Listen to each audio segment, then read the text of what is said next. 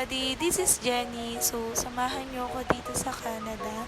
At dahil rest day natin ngayon, is magagala tayo for today's video. So, kasama natin yung mga kaibigan natin. So, pupunta tayo ngayon sa downtown. Ito yung isa sa pinakamagandang pasyalan. So, yan. Una naming pinuntahan is garden. Actually, sarado na yan ng 5 p.m. Pero nakarating kami is 5:07. So, dahil nakita namin bukas, pinasok na namin yung garden. So, yan.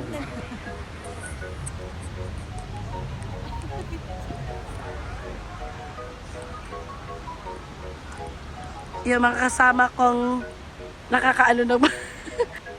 At dahil sa napakagandang lugar na ito, ang sarap niyang mag-emote, girl. Ang sarap mag-picture. So, hindi mawawala yung pag-take natin ng picture dito sa napakagandang background, di ba?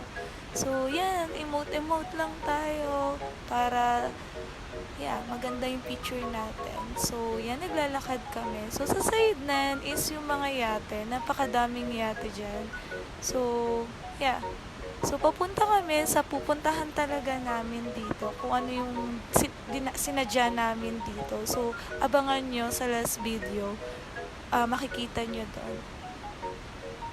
So, dito, marami din nagja-jogging. So, masarap mag-jogging dito kasi nga sa napakatahimik, napakaganda ng lugar, sa napakadami mo makikita, marerelax ka talaga.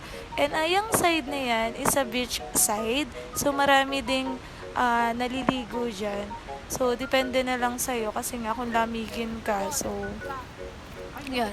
So, dito nagtatalo yung dalawa kong friend kung may ulo daw ba yung statue kasi yung ulo niya is sobrang liit. Pero meron naman talaga. So, yan. Yan yung side ng beach. So, papunta ulit kami sa isang magandang places din dito. So,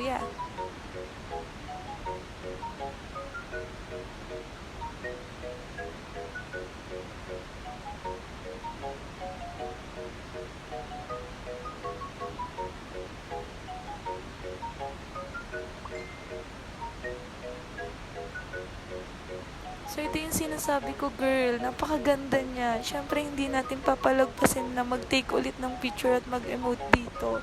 So, ganito siya kaganda. So, yan. Panoodin nyo na lang, guys.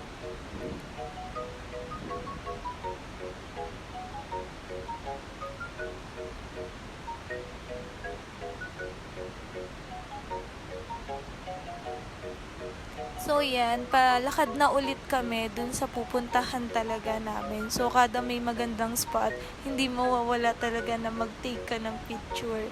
Kasi nga, hindi na natin sasayangin. And this is it! Ito yung sinasabi ko, mga tulips. So, nakabuka na siya ngayon kasi pa-summer na siya.